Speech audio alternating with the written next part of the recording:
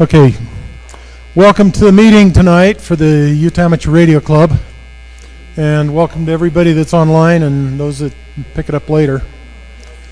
We got an interesting meeting tonight. My name is Bruce Faraday, Kilo Fox 7, Oscar Zulu Kilo, and I'm Vice President of the club, and got an interesting meeting tonight. But first of all, do we have anybody that's new or an upgrade in here tonight? We got new people here, people that have never been here before, people that don't want to recognize. There's four of us. Why don't you introduce yourself just quickly? Bryant Kuns from South Ogden. I'm Joe Wusser from Mill Creek. I work for the National Weather Service. I am Melissa Kuns from South Ogden, Bryant's wife. My name is Heather. I'm from Utah, and I'm Bryant's friend. All right. Welcome, and okay. Newham? Yeah, new to the meeting. I'm Elijah, and I am from Riverton, Salt Lake, just the southern half of the valley. KK7GKG. All right. Welcome to everybody. And while I'm up here, we're going to talk about books right now. We have a very, very large selection, and we're asking that everybody come up and buy at least one tonight. So we also have hats, and the hats are $10. That price was set years ago. So think, you're paying with inflated dollars. This is a deal. Also have 2025 calendars. They have events in them that have not yet happened. They are not full price. Also have some discounted books down here in the center. Henson Kinks, Doctors In, High Speed Multimedia, and Transceiver Performance Testing. Also one copy only of Basic Antennas. This is the old cover and the lower price. Same content. So come see me.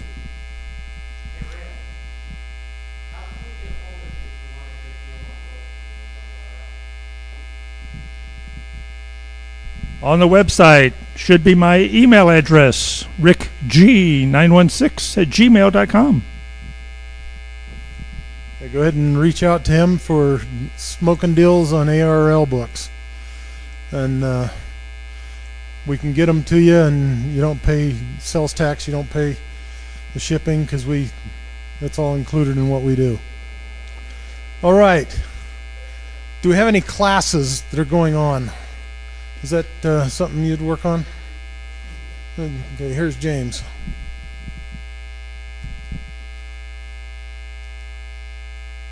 So yeah, I don't have anything yet planned for classes. I still need some students, so I do teach technician over Zoom, and I do general over ham radio over 2 meters in Salt Lake. So if you are interested and you want me to start up another class, usually I start them up every quarter, shoot me an email at KK7AVS. That's Kilo 7 Alpha Victor Sierra @gmail.com.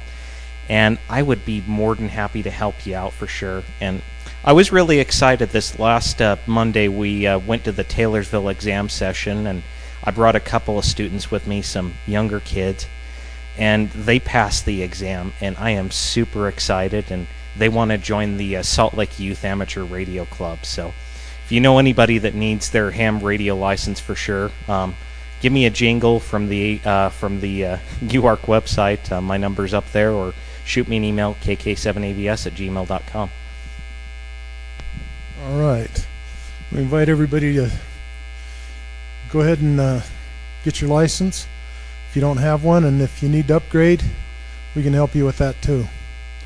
Now, I take it Mel has something to say. Did you want to come down? All right. Mel's with the VHF Society, and he'll introduce himself a little bit more. Thank you very much. I'm with the Utah VHF Society, and we just recently had our annual swap meet up in Farmington. It was quite a good success. We had a good crowd come. And we, if you're a member of the society and you haven't picked up one of your books yet, I've got your books. And the booklet this year has been in large print for those of us who are vision impaired. Some of us can't see the small print. We made the print larger. And by popular demand, we had many people ask us to make a real large print book. And we made those, and we're selling them for $10, and $2 of that will go to the VHF Society Repeater Fund. So if you want them, I've got them in the back of the room. If you're not a member, you can join the society for $20. It was voted on and approved to raise our dues to $25 at the tail end of this year. So in September, we'll probably start charging $25. So if you want to pay more, pay lots of money now, and you can save money. Thanks.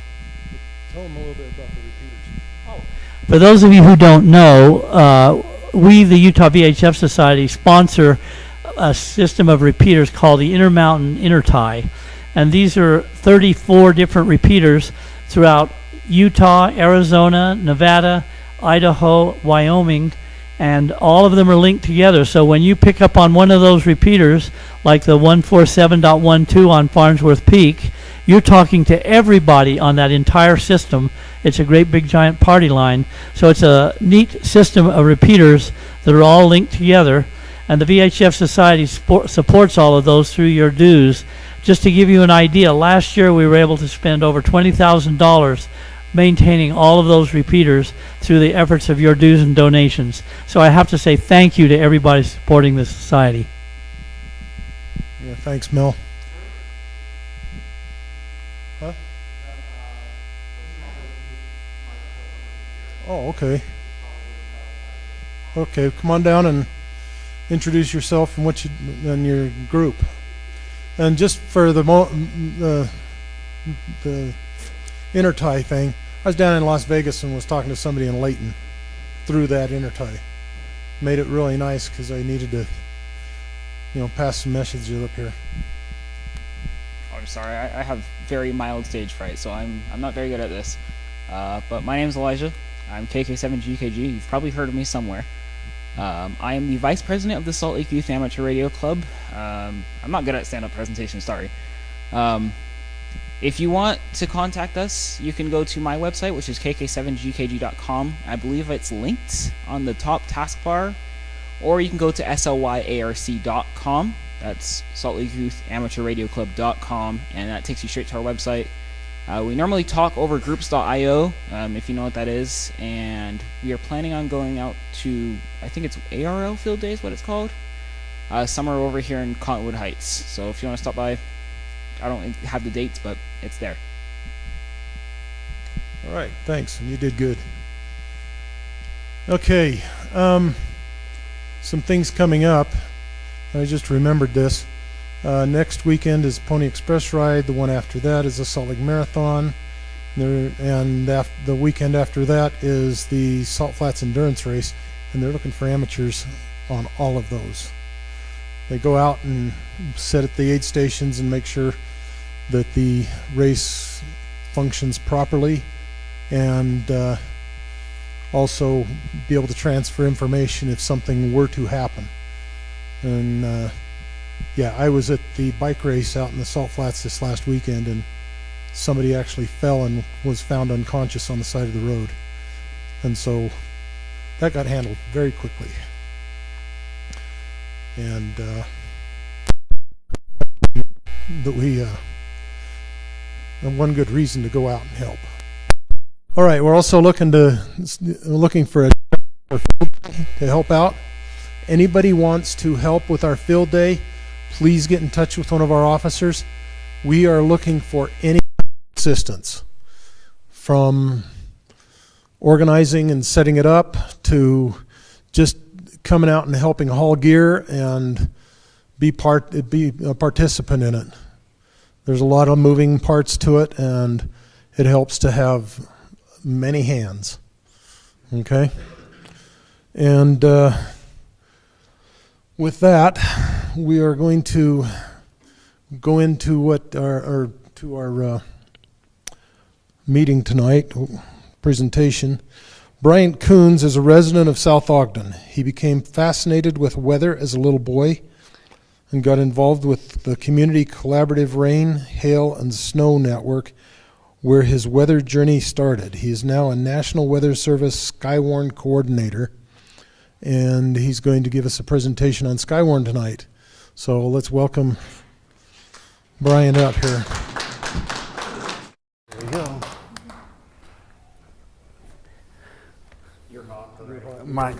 I'm hot, huh? Thank you, everyone, for having me be with you with tonight's class. This is my second time doing a presentation, so bear with me on this. I'm going to get in. So my fascination with weather starts with a storm in Wyoming that killed my car, and I'm going to show you the pictures of the car that I got killed when did that. And I said, okay, I need to figure out how to spot clouds and all that stuff. So I'm now with a skywarn, and I appreciate doing that too. So I'm here to explain how the backbone of the repeaters and how the etiquette on like nets, what you guys do pretty much, but just a more of a standardized how it goes. So go ahead and pull it up. So how ham radio, GMRS operators and skywarn spotters and the National Weather Service and the community work together during severe weather. Let's see. Thank you all for joining us this evening. I'm Bryant Kuns, spotter, and tonight's Joanne at the National Weather Service, and I will discuss how the skywarn program works to protect the community during severe weather. This was taken in May 28th in Laramie, Wyoming. This is actually my particular car. The hail decided to damage the vehicles and the windshield and damage the whole thing. It was a mess. First time dealing with severe weather, and then the damage with the mirrors and the back of the car. This system did large hail. This was actually in the car behind our luggage and all that, but it was still intact. Then you have my weather program that I had. It had hail and then large hail, and also it spun tornadoes that day. Didn't know that. All I knew, I was driving up on 80 heading to Rollins, dark cloud as can be, didn't know what was going on, and all of a sudden it just rained. Well, so I said, okay, we can handle this. Well, it didn't do that. I had to pull over and got damaged with the vehicle. It took about a couple of days to get going with getting back here. The National Weather Service encouraged anyone with interest in the public services and access to the communication, such as ham and GMRS radio, to join the skywarn program. Volunteers include police and fire personnel, dispatch, EMS, affiliated with hospitals, schools, churches, nurses, and all that to become spotters. The report flow process, observations and internal reporting. Ham and GMRS spotters observe weather events and reports findings to the ham and GMRS net control stations for response coordination. The ham and GMRS liaison relays the reports information to the skywarn net control station for logging and further action from the National Weather Service. Official National Weather Service meteorologists analyze and log reports for issuing official weather alerts and responses. Understanding the skywarn program, volunteer weather spotters, trained volunteers observe and report severe weather conditions, plays a key role in gathering accurate real-time data for meteorologists. Real-time storm spotting is spotters provide immediate information on storm, helping meteorologists issue timely, accurate warnings to the public. Enhanced public safety, the program connects communities and authorities improving response and safety during hazard and weather events. Effective storm spotter location. Clear and broad sky view. A spotter should select location with unobstructed views to accurately absorb weather events and phenomena as they occur. Avoid hazards as stay away from overpasses, trees, and power lines that could block your view and pose safety risk during the severe storms. Safety of the vehicle. Always park your vehicle safely off the main road and be prepared to move if conditions change and become unsafe.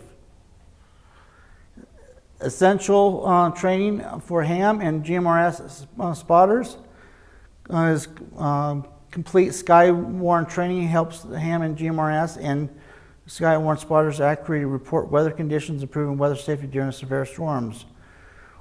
Weather net practice. Participating in local weather net practice boosts communication skills and strengthens communications with ham and GMRS network. The emergency response certification, CERTS, or basic first aid certificate prepares spotters for emergency situation, enhancing their response capacity of severe weather. Essential net etiquette tips. Listen before transmitting. Always listen before speaking to avoid interruptions. Ensure smooth communication flow on the net. Contents and clear reports. Keep reports short, conscious, and factual to maintain effectiveness and clarity in net operation. Follow the net control instructions. Follow instructions from the net control stations to maintain order and proper net procedures. Prioritize urgent reports. Signal only for emergencies to ensure proper polarization and reliable information flow. Yep. Yeah. So your net control operators for Skywarn, how would they be picked? Would that be somebody that would pick up and start a net in the event of severe weather, or would that be somebody that's already been trained and is ready to start a net in severe weather? Correct. Be either trained or whatever. Could you repeat the question for the mic? Hold on for a second. I'm going to come up here real quick.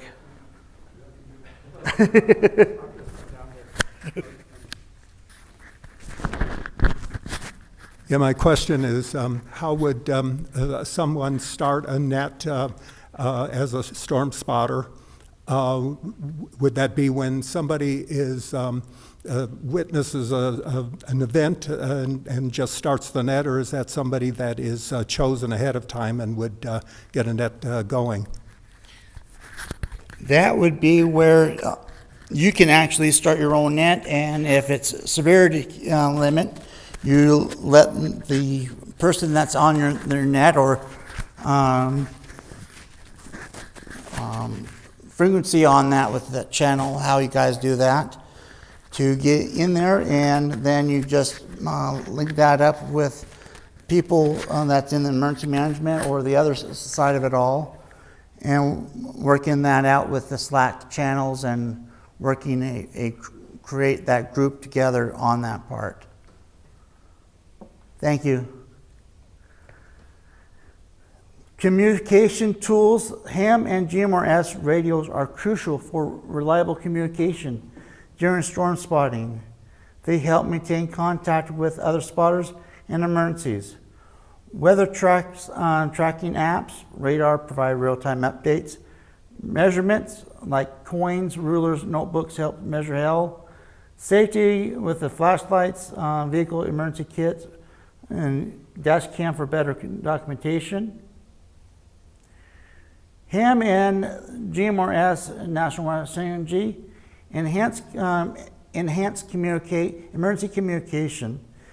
GMRS and ham radio network strengthens emergency communication, ensuring weather alerts reach communities quickly and reliability. Real-time weather updates. Collaboration enables real-time updates during severe weather, helps inform and protects the public swiftly. Community-driven reports. Amateur radio operators relay crucial information creating a robust community-driven weather reporting system for the National Weather Service. Skywarn, what do not report, routine like rain, drizzle, a mild wind should not be reported to Skywarn as they are not significant. Avoid duplicate reports. Do not submit duplicate reports for events already covered. This ensures effective communication with the National Weather Service. Non-weather contact. Refrain from sending non-weather information, options, or opinions and speculations. Only report significant observed weather phenomena. Report severe weather events. Report crucial phenomena. Spotters must report tornadoes, sightings, large hail, and flash flooding to the National Weather Service in timely warnings.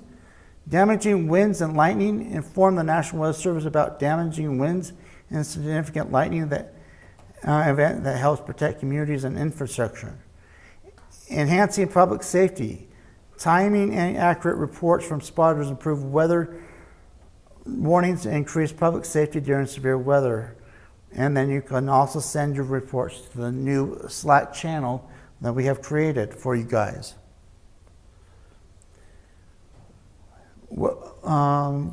Spotters provide crucial weather information that enhances community safety and informs weather during severe weather events. Timely reports for spotters help protect lives by aiding emergency services and providing response strategies.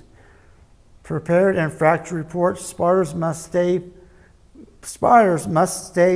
safe, prepared, and provide functional information to ensure that remain valuable and effective.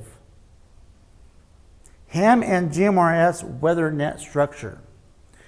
HAM and GMRS communication reliability. HAM and GMRS provides a dependable local radio communication supporting weather nets and community coordination during emergencies and severe weather. Weather net organization. Weather nets use net control operations, check-ins, and structured reports to organize information flow and foster effective community response. Rapid emergency response. Those networks disseminate weather alerts and information rapid response. Measures during severe weather. Why does storm spotter matter? HAM and GMRS spotters. HAM and control liaison covers the neighborhood, connects the Skywarn. National Weather Service meteorologist uses your reports from real time. List step-by-steps. Check-ins. Listen first. Purpose. Get the rhythm of the net and avoid doubling. What to do? Confirm the net is active and directed net control is running things. Wait for net controller to call for check-ins, spotter check-ins, or stations without traffic. Prepare in what you say, your call sign, your name, a location, whether you have traffic or no traffic or monitoring. Wait for a clear pause, and then key up and speak in clear. Example, no traffic, fixed station. Net control, this is K7ABC Kilo 7 Alpha Bravo Charlie. John in South Thought near 40th in Washington, fixed station, no traffic monitoring. Example with traffic, net control K7ABC Kilo 7 Alpha Bravo Charlie. John is in South Ogden near 40th Street, fixed station with traffic. Unlikely and be acknowledged. Do not start giving details until net control comes back to you. Net control might say, K7ABC, I have checked you in, no traffic is monitoring. Go ahead with your traffic.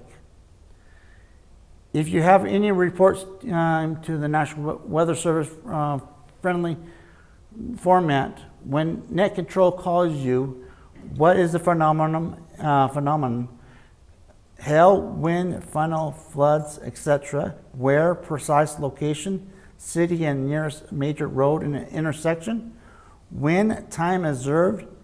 How you would how you know, measure versus estimate size, death, damage, and examples. Examples, this is case 7 ABC. I have quarter-sized hail in South Ogden at 40th and Washington, currently occurring, covered the ground, measured with a ruler at about 1 inch in diameter. Wait for net control to confirm. Net control may repeat your report back and ask a follow-up direction, movement, etc. Answer briefly and clear that stand by or say no further action, further traffic. Case 7 ABC, back to monitoring. Stay available and update if things change. If conditions intensify, weakens, or ends, give a short update when there's a break in and net control is ready for more traffic. Example, net control, case 7 ABC, with an update on hail in South Ogden. It has ended as of 2 minutes ago. Check out if you must leave. If you're leaving the radio, net control case 7 ABC, securing no further traffic. How the National Weather Service reports. Issue timely alerts, confirmation of radar signature, tracking storm evaluation, enhancing public safety. And then we have created a new channels with the National Weather Chat Partners registration on Slack. And then also we have created a Utah Skywarn Slack channel for all the counties and emergency situation for GMRS community-based. Anybody who's not at the advanced level of getting your amateur radio or technician's license. That National Weather Chat Partners, you have to have be asked to be joining in with that particular system, and they will let you in. Utah Skywarn is a free-for-all pretty much. It is centered into getting reports. Then I am the liaison that transfers the information to the National Weather Service timely when that severe weather. So there's always people that's having that Slack channel. There are going to be more social media platforms be linking up, like Telegram, Discord, all over the gamut. Then I also have already a copy if you wanted to scan it on your phones. I would like to turn my time over to the National Weather Service at this time. Thank you for your time tonight. Thank you very much.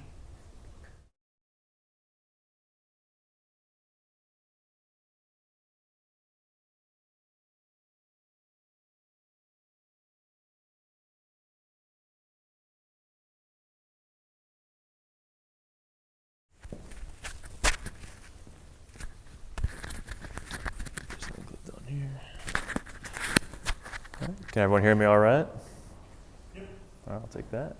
All right, well, how's it going, everyone? My name is Joe Wusser. I'm here with the National Weather Service here in Salt Lake City. So pretty much the anniversary of my first year getting here. I was originally at the weather office down in Tallahassee, Florida before this, so definitely a new adventure out here, but I'm thrilled to be here nonetheless. So before we get started, I'd like to present, can we get this on the screen possibly? Thanks. Yeah, so this is our spotter registration form. If you are not registered as a spotter, I do recommend scanning this with your phone and getting situated with that as soon as you can. We will have certificates for this eventually, once you complete the course. Those will not be mailed out for about a week or so. Just give it time, we just gotta get all of it filled out at the office. I'll just leave it up for a couple minutes or so here. Let y'all get situated.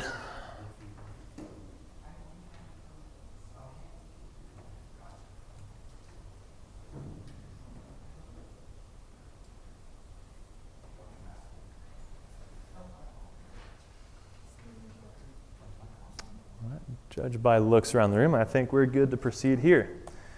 All right, so today's training topics will be defining important weather terminology regarding extreme weather, how to identify said extreme weather and what the conditions might develop from it, what you should do as a spotter when you see inclement weather and how to keep yourself safe, and especially ways to receive weather information before and during the events, and your own personal safety. That is the number one thing we'll talk about, how you can remain safe within these environments. So safety first, the one thing we want to stress is this is not a storm chasing course. Skip Talbot has some good videos on YouTube if you guys are curious, but this right here is not a storm chasing course. As the environment around extreme storms are quite dangerous, they can evolve rapidly, catch you off guard. Some people might lose situational awareness and get themselves in a very hairy situation. And just always be sure that you are aware of what you are getting yourself into before venturing out, and just be prepared as always. And most importantly, follow federal and state laws. When I was in Florida, we had big issues during Hurricane Helene with some chasers getting in trouble with the county police, and that was not fun for them. So be sure you understand the local laws of where you're going, especially if it's during a very high impact event, because laws might change, they might just be enforced a little more strict, so just be aware. So first we'll start off with ACEs, as we are a federal agency, so we do love our acronyms. First one is awareness. Be absolutely aware of wherever you are. I did mention situational awareness earlier, especially within the severe thunderstorm environment. For example, like tornadoes in the plains, they tend to move in deviant ways, as in they can look like they're going off to the northeast or the southeast, then they might shoot north or south. It's very important that you are aware of where you are on the storm, what is happening around you, if you are in the hail core accidentally, and make sure you know where it is and how to avoid it.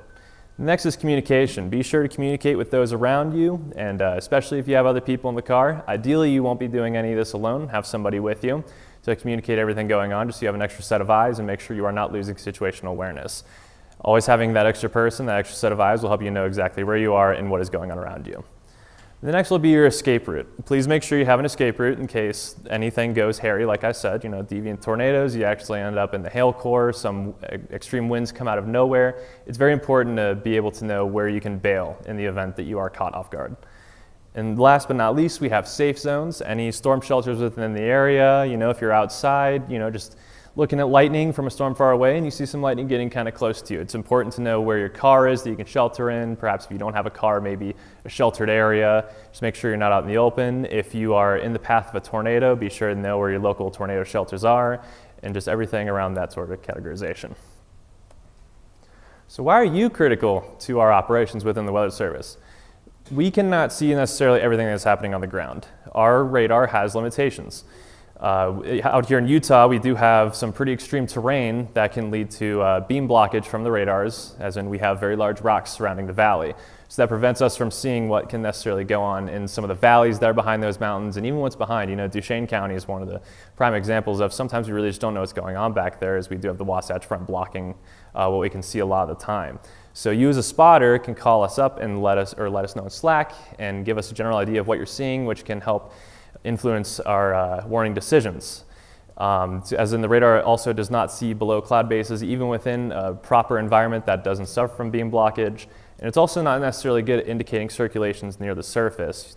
Tornadoes with mesocyclones, you can scan up the radar up above the cloud base and see that it is spinning, but that doesn't always mean that a tornado is on the ground.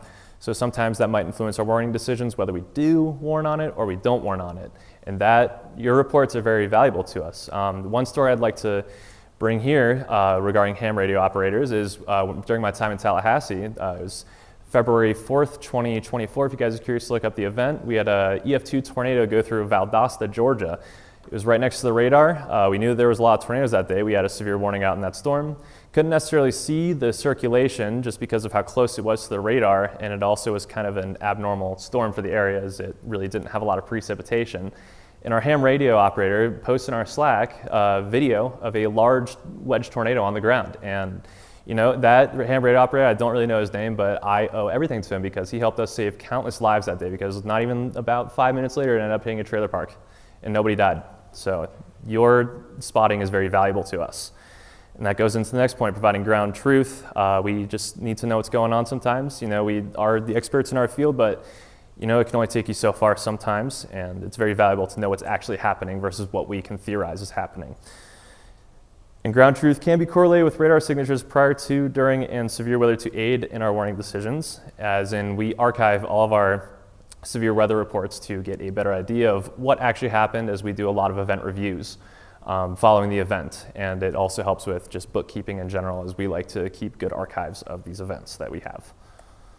So here's a radar map of just all the NEXRAD radars we have across the US. As you can see, generally east of the Rockies, we have relatively good coverage, pretty good radar network, and then starts getting a little more sparse west of the Rockies. Does anybody have any idea why that is?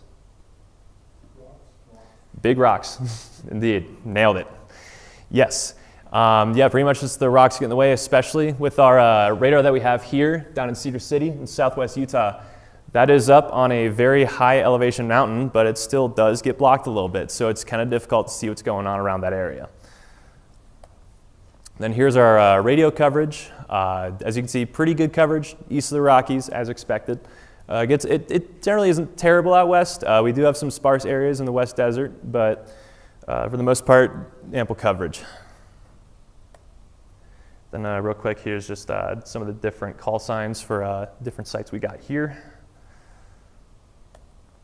Then here's a graphic showing exactly what happens with the radar coverage limitations, not necessarily regarding the terrain blockage, but every radar we have does not scan out perfectly horizontal. It scans up with every scan. So the closer the radar it is, we can kind of see a little closer to the bottom of the base of the cloud, but not necessarily. And then as you can see, as we get further away from the storm, we can only see higher up. So this is where you guys become quite valuable in giving us reports as to what's really happening on the ground.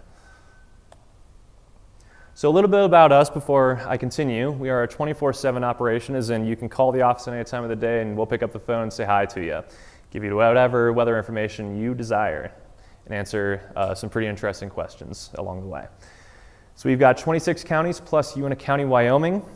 We are the second largest warning office in the 48 contiguous United States here. Right behind the Albuquerque, New Mexico office, but you know, it's not too much of a difference. We are still quite large, we cover a lot of area and a whole lot of people. And our mission statement is to provide weather, water, and climate data, forecasts, warnings, and impact-based decision support services for the protection of life and property and enhancement of the national economy. So let's get into some weather phenomena that we have experienced across the great state of Utah and our one little county in southwest Wyoming. So we'll start off here with the West Jordan microburst that occurred on August 5th, 2013. Obviously, we do get a lot of run-of-the-mill gusty thunderstorms that happen across Utah, but this one was a little more juicy than other ones, as some might say, as in it snapped 37 large transmission poles and 4 smaller distribution poles, resulting in 3,000 customers losing power, closing State Route 111, and $300,000 in total damage. And then, you know, even though we are in Utah, we still do get tornadoes every now and then. So this occurred on June 19th, 2022 in Duchesne County. It was an EF2, track length was 2 miles, and it had a max width of half a mile. Interesting enough, it became wider as it went up the terrain and got near the road before it dissipated. Here's another tornado we had, the Riverdale/Washington Terrace/South Ogden tornado in 2016. Maybe we have a few people who remember this one. That was an EF1, went about 3 miles, pretty small on the tornado end, a max width of approximately 50 yards, but still managed to injure 5 people and cause $2 million in damage. As you can see, pretty large tree going through the house there, so even though it might just be an EF1 in some cases, they are still extremely dangerous and need to be monitored closely. And here's another one in Panguitch on September 22nd, 2016. Another EF1, 3/4 of a mile, max width of 25 yards, $300,000 worth of damage.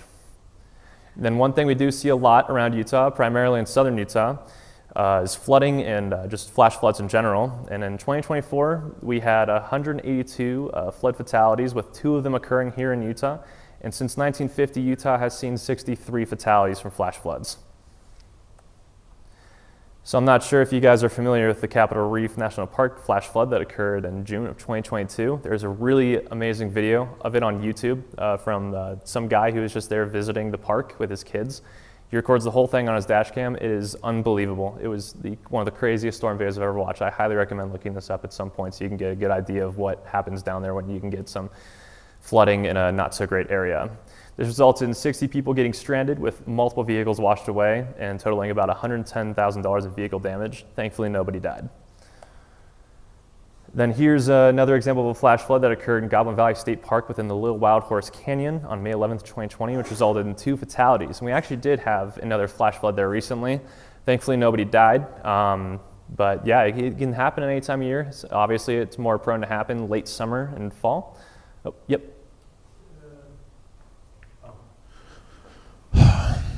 The thing is, you can also get flash floods in these areas where the storm takes place upriver. You're dry. So you got to be aware. That's where the awareness comes in. What's happening upriver? Exactly. Nail it on.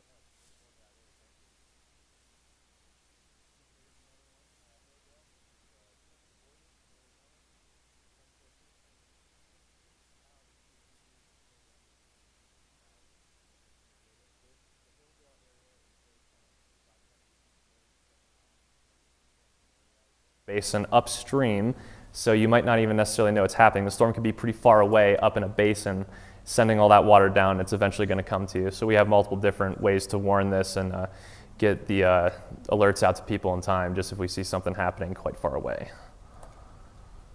Then here's another one, Draper. I'll speed through this one. Obviously, it knocked over some of the canyon side there near that person's house, unfortunately. Damaged a lot of residences, over $11 million in damage. $844,000 in damage for businesses, and city infrastructure damage totaled up to $4 million. Then lightning here in Utah. 2024 lightning fatalities, 12 total in the U.S., with 1 occurring here in Utah, which is pretty statistically significant if there's only 12 people per year. And our fatality since 1950 is 68, so that's a decent number. So here's our lightning climatology. As you can see, we are nowhere close to, say, Florida, Alabama, Mississippi, and Louisiana along the Gulf Coast, but we still do get a good amount, especially along our higher terrain on the eastern half of the state. Does anybody know why that is? That can play into it, yeah. What? In a way, yeah. So when you get thunderstorms kind of going up the terrain like that, or not even thunderstorms necessarily, you get your prevailing winds going up the terrain, that can provide a source of lift like a cold front essentially, or like just a frontal boundary in any case. And that can help spur thunderstorm development in an otherwise pretty dry environment. As you can see in the West Desert where there's a bit less terrain, it's a little drier generally. We have a minimum in lightning over in those areas. So terrain does help in thunderstorm formation, and that's why we have those maximas over there. So we also do get quite a lot of windstorms in Utah. I'm sure none of you guys are surprised with that, especially with this event right here, the September 8th, 2020 Wasatch Front downslope windstorm. We recorded a 99 mile per hour wind gust in Farmington. Unfortunately, 1 person did die from this, and we had 16 injuries. Estimated $81 million in damages with numerous semis overturned and nearly 200,000 power outages, multiple interstate closures, and school closures. Here's another few Wasatch Front windstorms that we've had, one occurring in December here in 2011. And then we do, obviously, no secret, we get a lot of winter storms since we have the best snow on Earth, or lack thereof this year if you guys are into skiing or snowboarding like I am. Yeah, where is that snow? I'm wondering I'm wondering the same thing. This is my second year here. I'm trying to get into snowboarding. How am I supposed to get better in these conditions, right? So yeah, here's the Wasatch Front ice storm. Ice storms are a little less common here, but they can happen. We recorded 0.09 inches of freezing rain. While that might not really sound like a lot, that'll disrupt a lot of operations, especially like at the Salt Lake City International Airport, and especially along I-15. In general, we had 557 reported accidents with 300 injuries, and Salt Lake City International closed operations. That is huge. So reporting, what do we want to hear from you guys?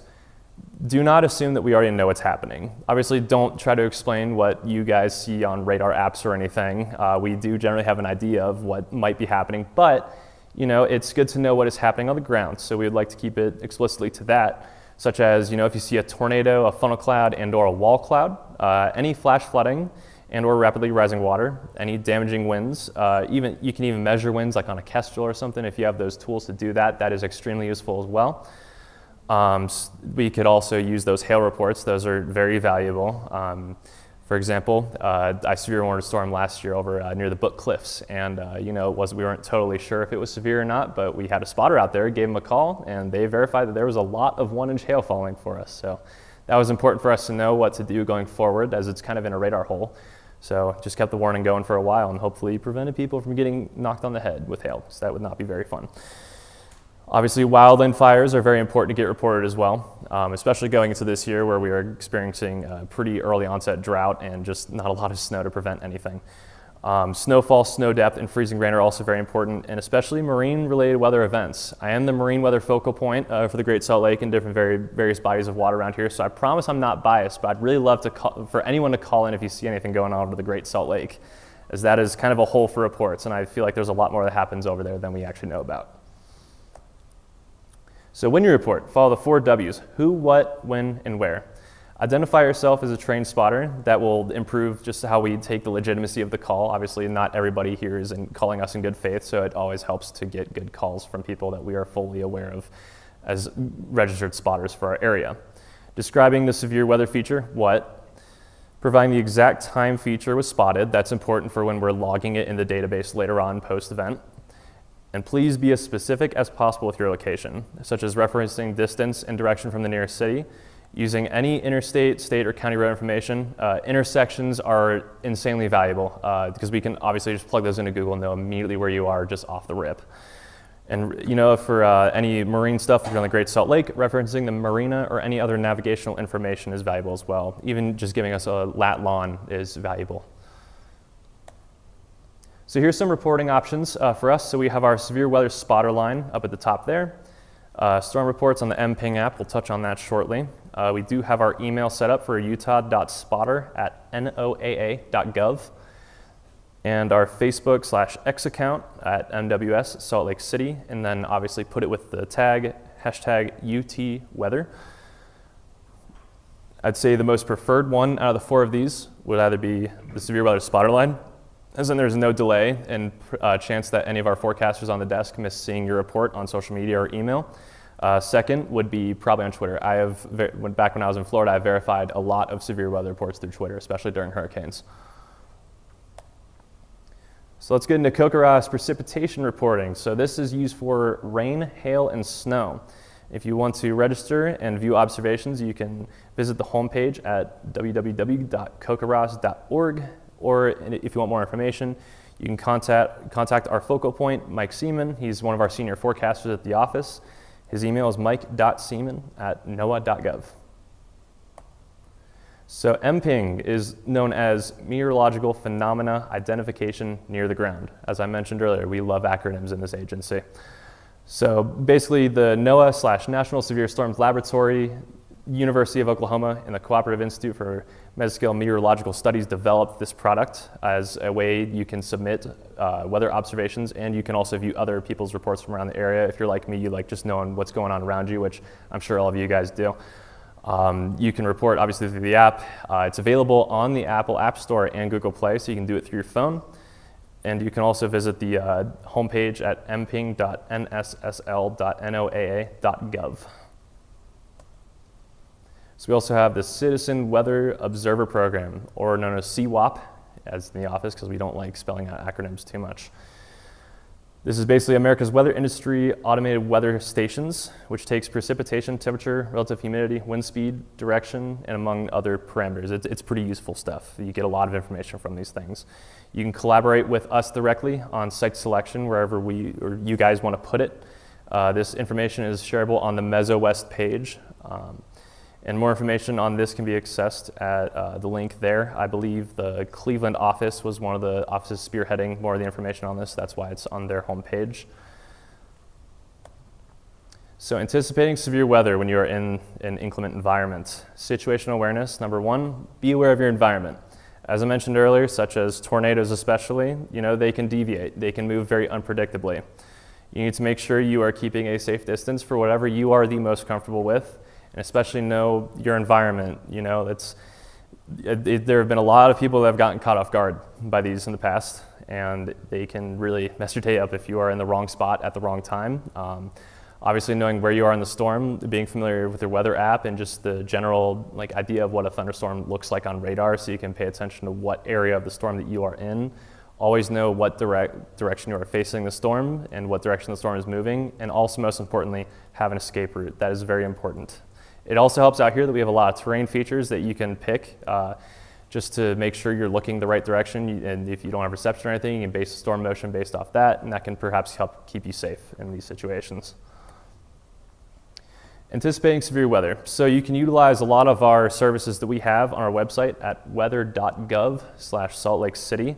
We have a lot of text graphics and graphical services where we have our dynamically generated forecasts, which are what we work on during the day, our hazardous weather outlook, which can give you just a variety of different parameters of what's going on through the area, such as we have a lightning one, there's a fire weather one, wind graphic, severe thunderstorm graphic. There's endless possibilities with these for what you guys might want to see off the website. We don't tend to do a lot of YouTube briefings at our office. Maybe we can start doing that a little more. Our weather story, which is on the homepage, we usually have slides up kind of explaining what's going on the week ahead, or maybe a few days ahead in some cases. We tend to post a lot on social media with what's going to be happening over the next few days into the next week. And then we'll also try to, when there's convection out there, we'll post radar imagery and talk about specific storms that might need to be hit on just a little more. If we see a strong storm in the West Desert coming right towards Salt Lake Metro, we're going to start posting about it, keep you guys in the loop. Obviously, the most important, weather radio, all hazards. Our warnings will be broadcast over that. Any watches will be broadcast over that. Anything we're going to want to send out to you guys will be broadcast over that. And especially local media sources like any news networks. Honestly, sometimes even YouTube meteorologists will post about it as well.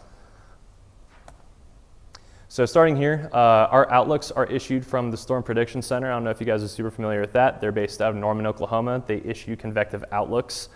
And they also collaborate with us on issuing different watches, such as severe thunderstorm watches or tornado watches. They have a categorical-based outlook, ranging from just general thunderstorm to high risk. We collaborate with them on those too. They did recently just overhaul the outlooks system and added a bunch of different new things. If you guys are familiar with any of that or have any questions, I will answer them to the best of my abilities at the end of this presentation. So please feel free to ask those questions. So if we're getting into the warnings section now, basically there are special weather statements and warnings that are issued directly by us. The Storm Prediction Center does not participate in these.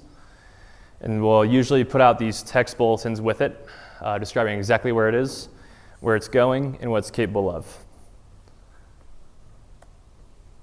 So we have a three-tiered approach for ready, set, go. So the outlooks will come out from the Storm Prediction Center, giving us a heads up within the days 1 through 7 time frame. I don't really recall ever seeing anything within the days 4 through 7 outlooks for our area, but if we see like a marginal risk for the area on day 3, we'll start communicating that on social media and our websites. And then, once the day comes, we'll start with the watches. The watches just means that conditions are favorable. That doesn't mean that anything's happening yet. And then once we issue a warning, that means something is actively happening, and that's when you need to go, go, go. So we'll get a bit more into what everything kind of means here. So watches are issued when conditions are favorable for a particular severe weather hazard to develop in the next several hours. Plan, prepare, and be aware. The comparison people like to use a lot is the taco analogy. When you have all of your taco ingredients spread out on the table, that would be a taco watch. The taco is almost made. Once the taco is made, that is a taco warning, and you're ready to eat your taco. And then an advisory is, we issue a lot of these special weather statements and stuff. For the mountains, we'll issue winter weather advisories, and these are generally just more low impact events that are going to be imminent or occurring, and they could result in just some inconvenience with weather conditions just being somewhat impactful, not overly impactful, but they could certainly mess up your day if you're caught in the wrong spot.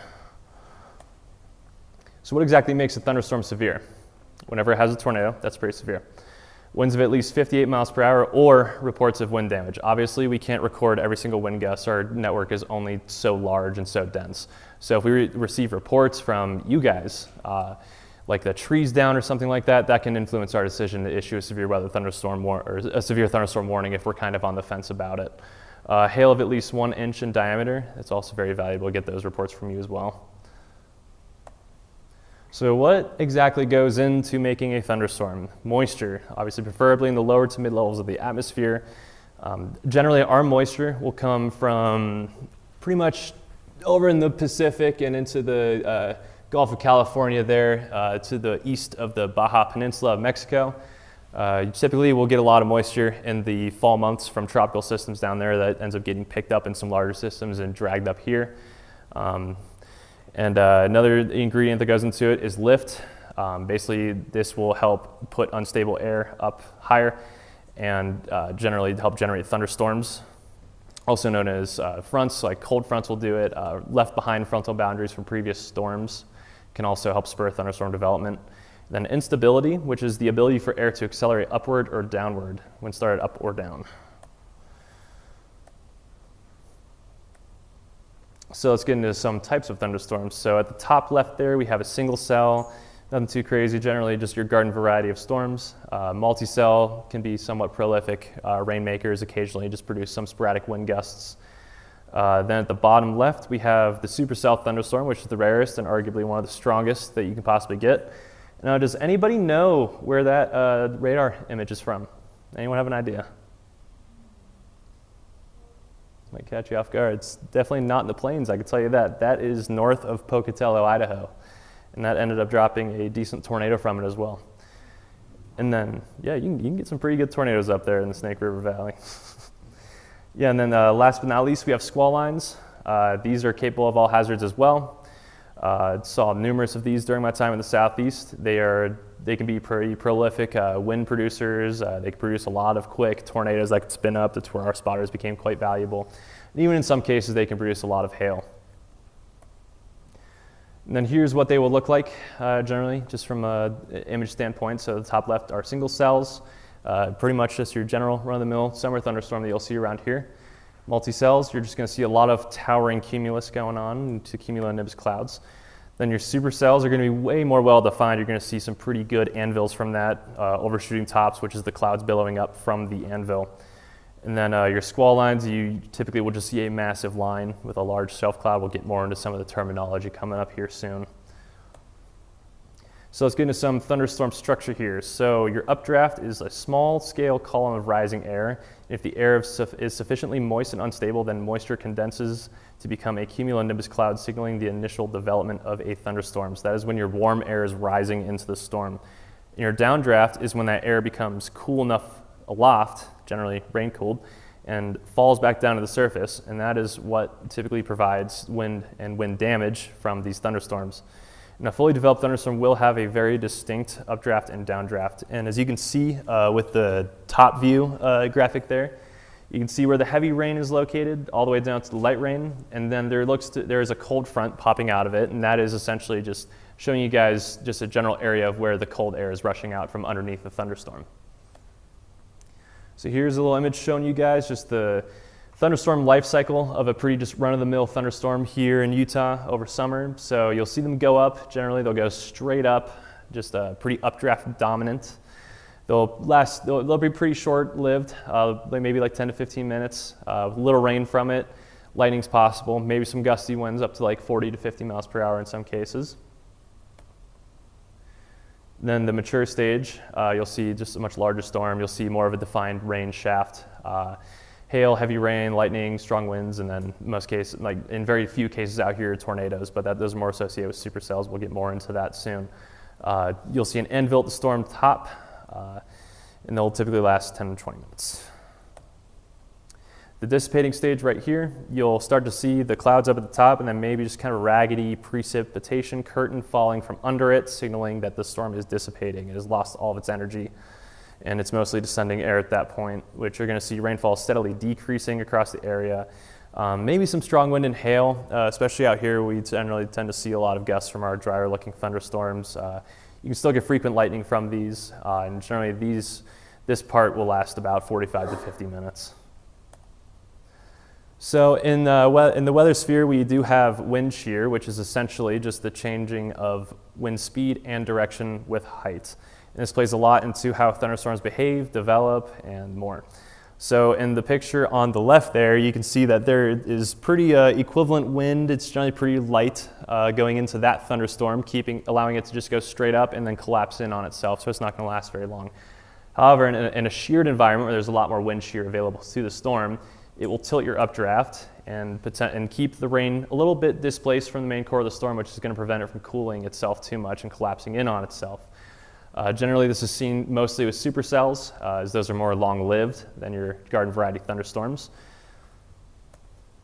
Then here's another graphic kind of showing you what wind shear is. So on the left image there, it's showing how wind shear is impacting a plane.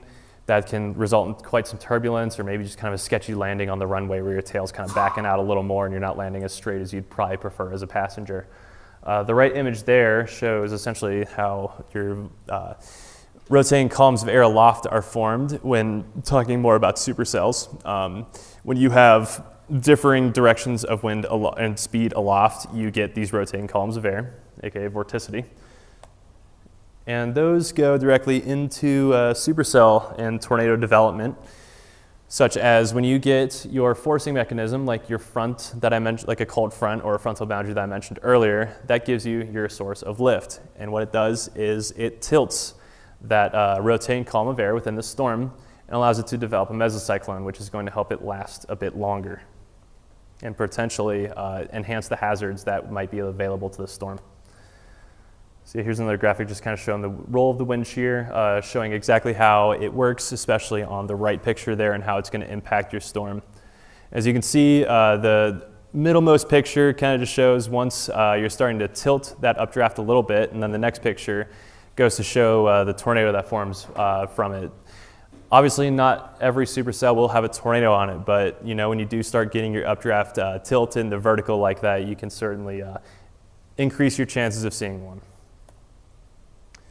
So observing upper level storm clues, when you're looking at the storm overshooting top, like an anvil, that's going to allow you to know that that is definitely a thunderstorm that you're looking at, especially if it persists for more than 10 minutes, and it can also be indicative of a strong updraft. And some of your anvil characteristics to look for are thick, cumuliform anvils with sharp, well-defined edges and or a bubbly look.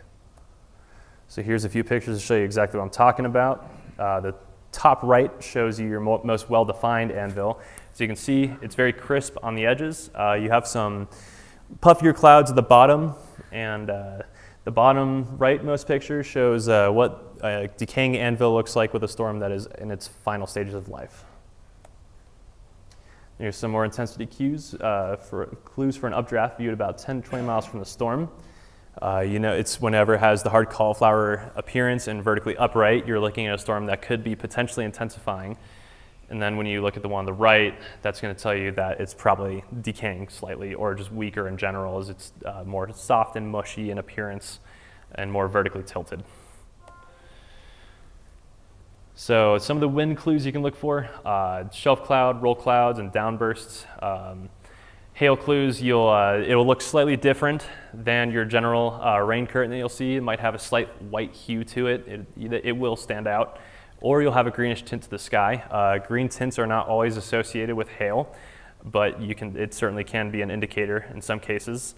And obviously, tornadoes, funnel clouds, and wall clouds. To see these, generally it's going to be associated with a rain-free base. Not always. Sometimes they can be a bit more rain-wrapped than others, but the base of where the tornadoes will generally be pretty rain-free. If it is rain-wrapped, please don't go near it.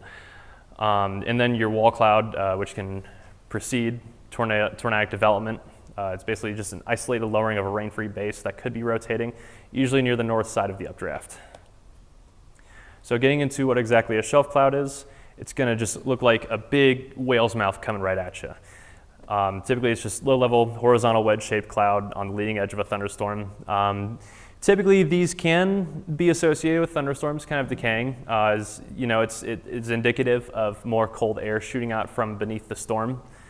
Signaling that it could be dying, but in some cases, like derechos and stuff that you commonly see in the Midwest, which are just complex lines of storms that are very long-lived and create quite a long damage swath of winds.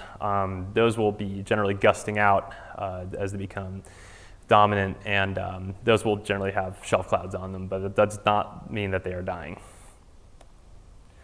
Then a microburst, that is an intense downdraft from a thunderstorm with an outrush of damaging wind.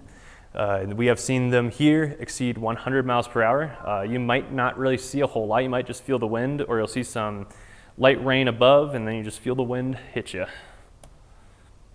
So to report winds and wind damage to us, we use the Beaufort wind scale to estimate wind speeds. So 50 miles per hour is going to result in generally slight structural damage in large branches that are down from trees.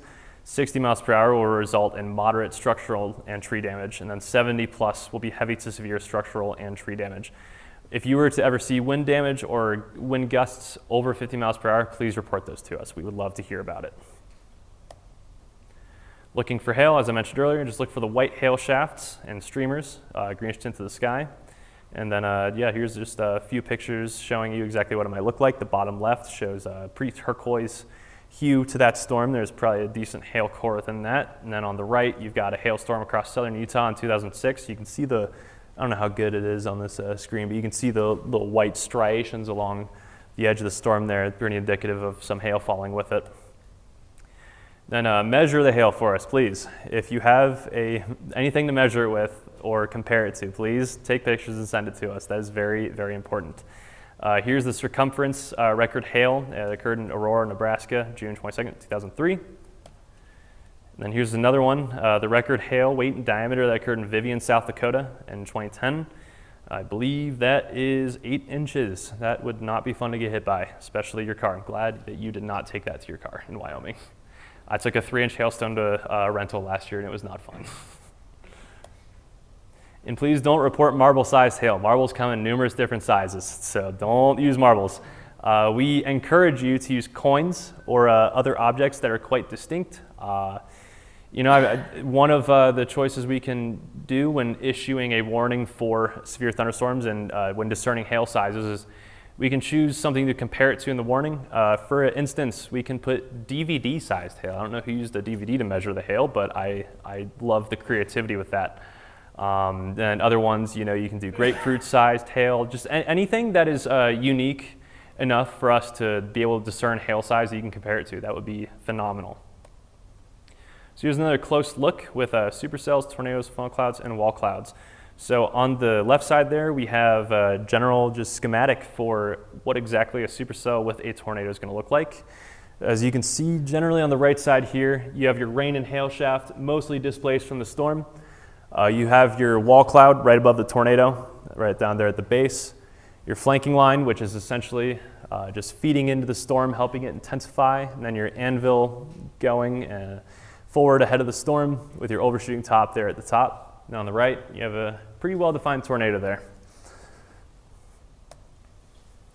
And then what is a supercell exactly? It's the rarest type. It is a thunderstorm with a persistent rotating updraft. And it's almost always associated with severe, it's almost always severe with large hail damaging winds and tornadoes in some cases. Here's another depiction to show you guys exactly what's going on here. So generally you can see along the backside of the storm, there is your updraft going up right ahead of the tornado. And then your downdraft right here, also known as a rear flank downdraft, is going to come down the storm, go right behind the tornado, generally wrap around it, cause some pretty scary winds behind, especially in the spotting community.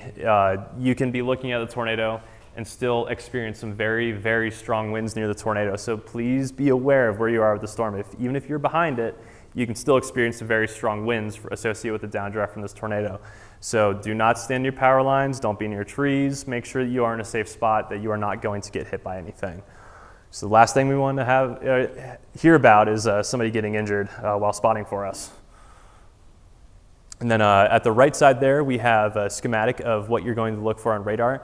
They don't always look quite like this, which is, they can vary based on what the precipitation is, different dynamics going on, and especially radar coverage. They might not be as necessarily well defined, but the textbook look of it right there is you're going to have a pretty good just reflectivity signal ahead of it with a hook at the bottom there indicating that there might be a tornado in the area. Here's another depiction of it. Skip ahead of that. So what is the mesocyclone? It is a storm scale region of rotation within the updraft region of a supercell thunderstorm. So this actually is a picture, I believe it's from our meteorologist in charge at the office down in South Jordan. I can't remember what day this is exactly, This was a supercell that went over the Salt Lake Valley. I believe it was a few years ago. It did not end up producing a tornado, but it sure looked like it was going to. As you can see, it's pretty rounded at the base there. It was spinning pretty good. Thankfully, we didn't have to issue a tornado warning on it. One, it didn't drop a tornado, and two, we had like everyone who was off, and even at the office, you could see it from the office, just looking at the storm, making sure that we were going to make the right decision when warning this thing. So a wall cloud is an isolated lowering underneath a rain-free cumulonimbus cloud base and resembling a pedestal in the way. Usually they'll be persistent through about 5 to 10 plus minutes. These will rotate as well, not to be confused with a funnel cloud. A funnel cloud will come out beneath it, but this is essentially the part of the mesocyclone that precedes funnel cloud and tornado development. So if we're comparing shelf clouds to wall clouds, because sometimes people do get this a little confused, a shelf cloud is going to suggest downdrafts and outflow, and they'll be moving away from precipitation. As I mentioned earlier, typically this is associated with weakening storms. They'll be horizontally oriented and can extend for miles, and they might end up looking like they're rolling. That does not mean there's a tornado with it. With wall clouds, it's going to suggest that you have a strengthening storm with a strengthening updraft and stronger inflow. It may maintain position with respect to precipitation. They will not be necessarily co-located. They'll be isolated, vertically oriented, and rotating. Here's another picture of a shelf cloud. They look very menacing. Not always menacing, though. And here's another wall cloud. So you can see the wall cloud is displaced in the rain area. Typically they're tilted a little bit. Yeah, they generally do not move away from the rain. So if it's moving away from the rain, you probably are just looking at some other cloud beneath a base. These will generally just be stagnant. Then let's get into funnel clouds. They are a violently rotating column of air extending downward from the base of a thunderstorm that does not reach the ground. So this is not a tornado, this is just a funnel cloud, as no circulation will be seen on the surface. So that does not mean that there's a tornado on the ground, but it could certainly precede it. Then obviously a tornado is a violently rotating column of air extending from the base of a severe thunderstorm to the ground. And here's a picture of the classic Salt Lake City tornado that occurred in 1999. Obviously these are quite rare, but with the lake breeze boundary that we get, it is certainly never zero. And here's another tornado that we had in Duchesne, Utah, back in 2005. As you can see, it's reaching the ground there. It's kind of hard to make out the wall cloud here. It's just a little, the camera quality is not that good. You can kind of see the edge on the right side of the picture there, but for the most part, it's a little more difficult to discern here. And then lookalikes, also known as sham NATOs or SLCs. Does anybody know what an SLC might stand for? This is not like a big weather term. It's not Salt Lake City, I promise. Scary looking cloud, essentially. So, Scud. Scud is what gets everyone. It got me multiple times when I was first getting into this thing. Basically, they're ragged clouds that do not rotate and are located below the main cloud base, and they might even be moving up into the cloud base underneath an updraft. So these can look like funnels. They can look like they're spinning too, because if they're beneath the cloud base, they're going to be generally situated where some of the better moisture is, and that's essentially how they form. And they're pretty much at the mercy of the storm as where they move, but that does not mean that they're a tornado. So make sure you are second guessing yourself if you're about to report some Scud to us. And then Virga. We get a lot of these. Saw multiple reports last year from people reporting Virga, and they thought it was a tornado, because sometimes it can look like it has a cone shape to it, but it is a rain cloud, or just not rain cloud, but it's just rain coming down to the surface, which is falling from the clouds and evaporating before reaching the ground. It does not imply that there is rotation with the storms, but it can imply microburst winds. So at nighttime, generally nighttime spotting is a little sketchier than it would be during the day, as you are giving up quite a lot of your senses to be out there as it's quite dark. So utilize illumination provided by lightning. If you're experiencing large hail and there is potentially a tornado on the ground, you are probably quite close to it, and in the bear's cage, as they call it. And you want to be extremely careful. Search the horizon for bright flashes of light from power lines and transformers being hit if you do believe there's a tornado, or if there is a tornado, to make sure that you are in a safe spot. And especially one thing to listen to is a loud roaring sound, which is not necessarily present with all tornadoes, but could be from straight line winds. My apartment was hit by a tornado in 2024 when I was living in Tallahassee, and it sounded like an absolute jet engine, so I promise you'll be able to hear it. So regarding lightning safety, monitor our weather radio all hazards, your favorite news source, and or our websites for vital information. Keep your eyes on the sky and listen for the sound of thunder. And if you can hear thunder, go to a safe shelter immediately. Or as we say, when thunder roars, go indoors. If you cannot get to a safe shelter, stay away from trees, any tall objects like power poles, light poles, and other tall objects. Avoid leaning against your vehicle, as those are metal, and that would not be fun if it got struck by lightning. Especially radio antennas, man. Oh, wow. And then please get out of water if you ever hear lightning. Water conducts electricity very well. I'm sure you guys know that. You guys seem like a pretty intelligent group, so I don't reckon you guys will be doing all that.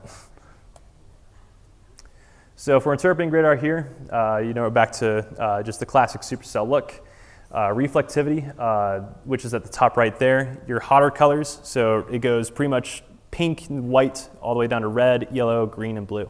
Your hotter colors are going to generally indicate that there's heavier precipitation in the area, might be indicative of some hail, but generally it's just going to show, all this is going to tell you is that there's just a lot of precipitation in that area. Then when we get to velocity here, this is where some people kind of get tripped up, so I'll just come over here and explain it to you. Velocity, your warm colors, your reds, are going to indicate where their winds are going away from the radar. So this one, your radar is to the southeast of where this couplet is. A couplet is essentially where your tornadic signature is going to be observed. So we can infer that the radar is down here to the southeast, the red area is going away, and then you have a green area going towards. Oh wait, nope, sorry, I am totally wrong here. It is up to the northwest, my apologies. It's like, wait a moment, that can't be right. Yeah, so what this is showing is you're getting spin counterclockwise, and it's indicative that there is possibly a tornado on the ground, and in this case, a very strong tornado. This is the Greensburg EF5 tornado from 2007. If you have any other questions on that later, I'm more than happy to answer them. It can be a little fuzzy at times. And then regarding flash flooding, so you can see we have a dam being overtopped here. That is never good. We would love more reports if you see a dam overtopped or just anything flash flooding related, as a lot of the flash floods that we get are generally in pretty sparse areas where not a lot of people are, but obviously practice your own personal safety. So some terms and what to watch out for. Obviously I mentioned our hazardous weather outlooks earlier that you can see on the webpage. We publish the flooding one pretty heavily. Even our national parks use a lot of our flooding products to let you guys know if, especially down in Zion, like if the day looks pretty high risk for flooding, they have a color scale that can show you just the danger that and the confidence levels that we have for flooding on that day. Which is also, that's the flash flood potential rating. And then, if we're more confident that it's going to be a widespread event, we'll have watches, warnings, and advisories already out. Then marine weather terms. So generally, special weather statements, watches, warnings, and advisories. Unfortunately here, we can't issue what is known as a special marine warning because we're not a coastal office, despite us having a quite large body of water nearby.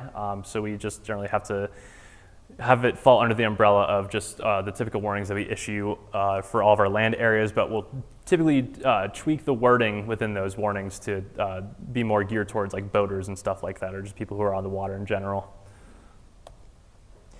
And then regarding how to report flooding and flash flooding, please report flooding or rapidly rising water, unusually high or flowing faster than normal through an area that you are confident does not usually do that. Water approaching bank full stage or nearing roads and structures. Inch or more rainfall observed in a short duration, which typically an inch is a pretty good indicator of just like more flat areas, but once you get to more terrain features, it takes a lot less to cause some bad situations to occur. Then if you're also observing flooding, obviously let us know, or debris flows or rock slides are very important as well. And once we get into fire weather here, we also do have that for the hazardous weather outlook, which helps us figure out which warnings we want to issue, if we want to put like a red flag or anything like that. We do have fire weather watches, and then the warnings are just generally red flag warnings. Some offices in the plains have started doing different fire warnings for wildfires that might go on. Those are collaborated with specific partners. We don't do those here quite yet. I don't know if we're going to start doing them eventually, but I know that that's definitely a thing that is in the cards. So eventually we'll do that and touch up on it with you guys on another talk if that is a thing that occurs. So here's another couple fires we've had. Bryant Head in 2017, that was a pretty big one, over 71,000 acres, destroyed 13 homes and cost about $36.6 million in damages. And Dollar Ridge here in 2018, got also pretty large, greater than 68,000 acres, 74 homes were destroyed, 25 million in property damage, 18 million suppression costs, and over 1,100 people evacuated. Then, sorry, Bald Mountain Fire, Pole Creek Fire back in 2018. That was pretty close to a metro. So one of the smaller fires was about over 18,000 acres, and there was a large fire complex that ended up getting to over 100,000 acres, which is extremely large, especially for the state of Utah. 23.8 million suppression costs with over 6,000 people evacuated. And fires can lead to debris flows. So back to what he mentioned earlier with not necessarily, you might not be in the storm, but the storm can still impact you downstream where, if there's a large storm going on over an area that was recently burned, that soil will become what we like to say hydrophobic, as in the ash will generally repel the water that's falling onto it. And it'll create a situation where a lot of water is moving down the area, picking up all the debris from the fire, whether it be just tree stumps, the remnants of trees, a lot of rocks, different just shrubs and stuff from the area, even houses in some cases, if it gets strong enough, and it'll basically just pile it on top and create a massive wave of stuff you don't want to be in. Then regarding winter weather, we do a lot with avalanche statements and stuff here. We work closely with the Utah Avalanche Center regarding this. Generally not the busiest year ever, but there was that week, I believe back in early March, where we did have quite a substantial amount of avalanches, and unfortunately a string of fatalities within about a week of each other. So good to stay on top of that. Some of the winter weather terms we have here are special weather statements, watches, warnings, and advisories. And then from winter weather, you can get snow squalls. What a snow squall is an intense but limited duration period of moderate to heavy snowfall, which is accompanied by strong gusts at the surface. And even in some cases, you can get lightning from this. They do operate quite similar to thunderstorms. And then we do issue snow squall warnings. One of them will set off the WIA, and then another one won't. The main discriminator is the presence of a flash freeze. So if we think that the roads are going to become quite inclement, and we have evidence that it is, we will set off your radios and phones with the warning. Especially with accumulations, and time of day does play a huge factor in it. If there is a lot of traffic when one of these is moving through, we might opt to go against some of this and issue one that's going to set off your alerts. So, in winter weather reporting, report the following: snowfall accumulations, how much snowfall fell over X amount of time, when the snow began and ended, and when the snow total potentially reached warning level. Also report snow depth, freezing rain accumulations, and any changes in precipitation type through the event that you might have seen, such as a changeover to sleet, maybe freezing rain, when it went back to snow, and more.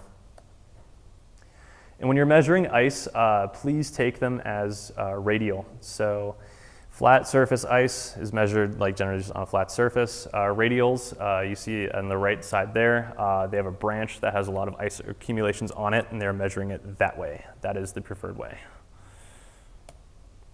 All right, and that is all that I really have for you guys tonight. So I'll just show this again. Here is our spotter line. Spotter reports down there, the email, our Facebook and X account. And then additional training you can find on the UCAR website. I do highly recommend this. We did a lot of this back in college. They have phenomenal programs on there. So if you guys want to take a picture of this real quick, it's quite useful stuff. Let's leave it up there for a moment. I think I have one more slide after this.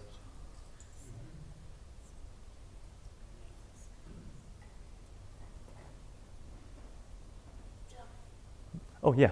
You got the one that's spotter line? The what? The spotter line phone number? Yeah, I'll go back to that. Just let him take his picture of this real quick here.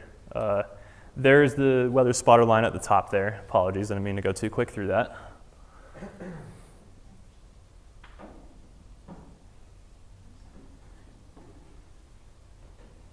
I reckon that everyone has maybe got that now.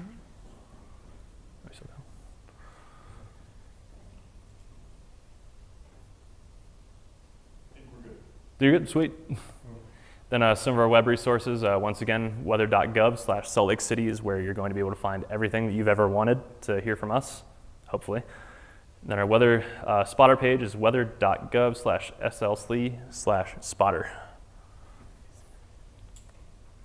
And that's all I've got for you guys. I will put up the spotter registration QR code again in case anybody missed it here. You can scan that and get yourself registered. Do we have any questions from anyone? Yeah, we've got one from YouTube. Sweet. It's from John Jukes. I'm already trained and a registered storm spotter, but I appreciate more information about the new Slack channels. Yeah, of course. The Slack channels, what does he want to know exactly on it? Just general broad brush information? Yeah, just general. Yeah, so assuming you're already signed up with the Slack channels, pretty much that's just what you'll be using to communicate with us what you are seeing on the ground. Because we'll be constantly monitoring the Slack channels during any inclement weather, just looking for any just reports that you guys might have for us. Really, it's a pretty straightforward sort of thing. Hope that answers what you're looking for. Definitely more open to answer. Get more Other into. one with my Utah skywarn is my one that's on Utah skywarn channel with Slack is open to anybody, and it's funneled through that way, and I can just get you set up. And it's also county based. We can link you up with county based with members on that county and different levels and different platforms and main channels. It's still a work in progress, but I'm more than welcome to have you on board. And there's another QR code, so. Yeah, where do we go or how do we join? Yeah. Let me bring up the my other channel real quick on my laptop. Yeah.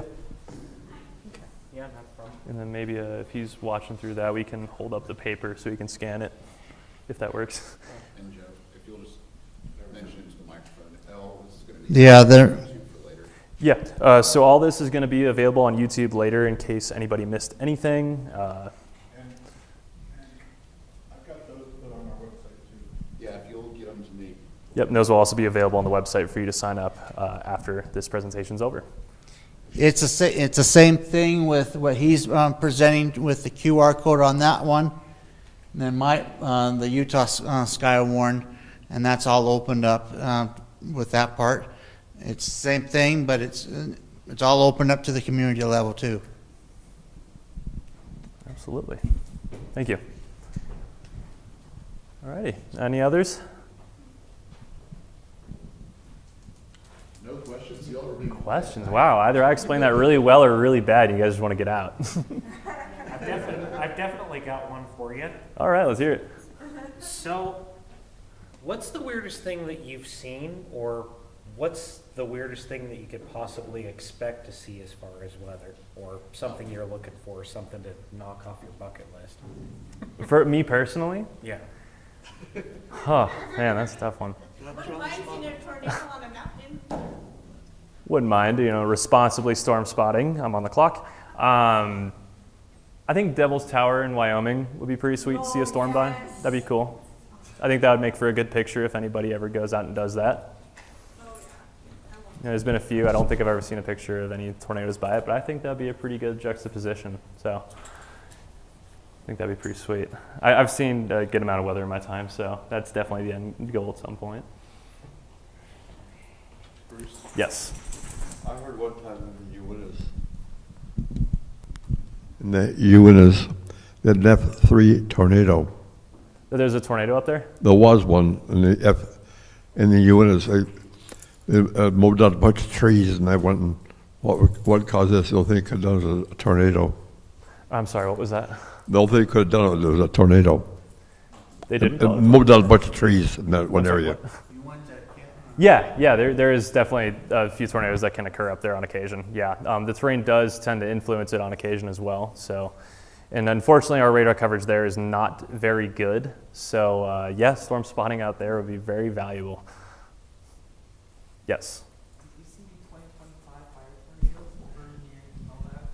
I didn't see it. I saw the pictures though. That was pretty darn fascinating. It's not common that you can get an actual survey out onto those things and confidently say that that was a tornado. That was a spectacular event. That's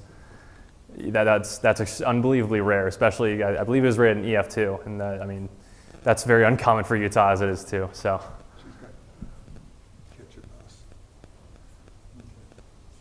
Right. Yes. This is not about severe weather, but just the plain old everyday weather that is reported on the website, where you've got a choice between 3-day or 7-day listing. It has a statement at the top that says the data displayed on this page is considered preliminary and is subject to quality control review and adjustment. What period is that quality control and adjustment? Do I look at it 2 days later, a week later? I mean, a week later is whole new data, so. Yeah, generally with our forecast, we have that disclaimer up as conditions change throughout the week, model guidance changes, especially into the long term. Our forecasts become much more confident as we get into the days 0 through 3 range, especially within the day 1 range, which is obviously not a surprise to anybody.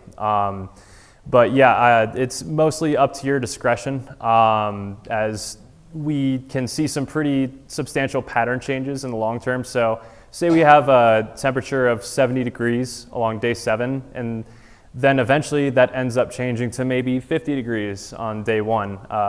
This is not forecast. This is the reported data for the day, previous 3 days, the past 7 days.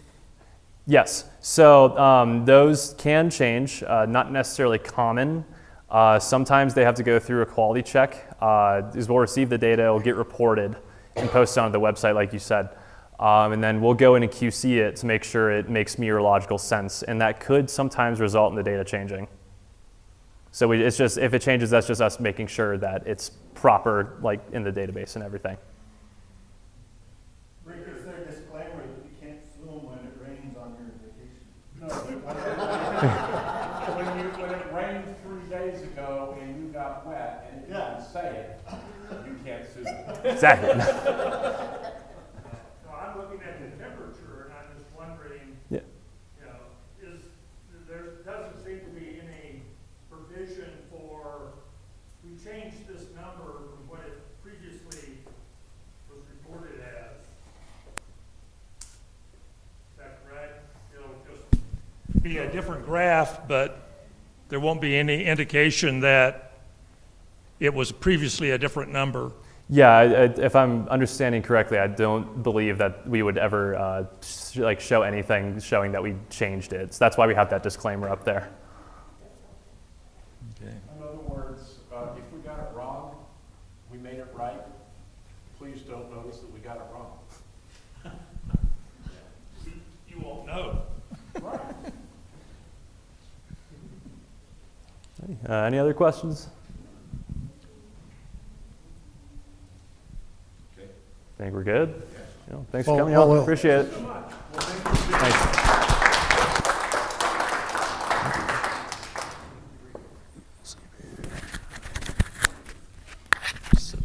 All right.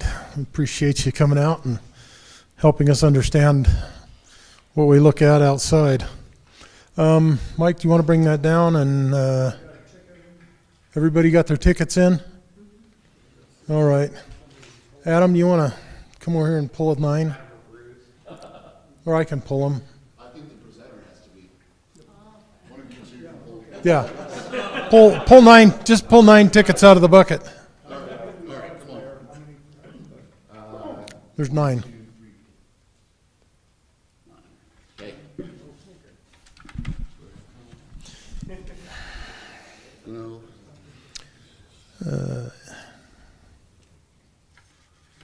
Okay.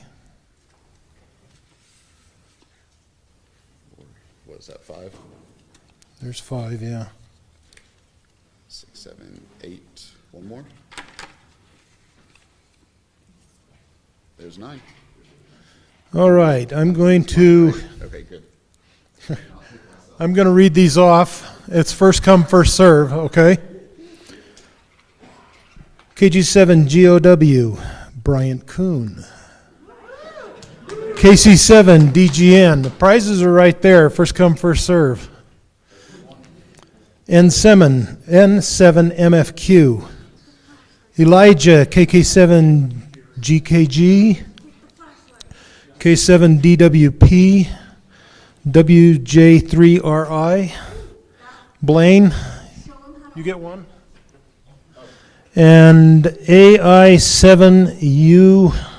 She's not here. UG, okay. So we need to pull one more. Okay, I'm just gonna, whatever comes up. All right, last one is N7OVG.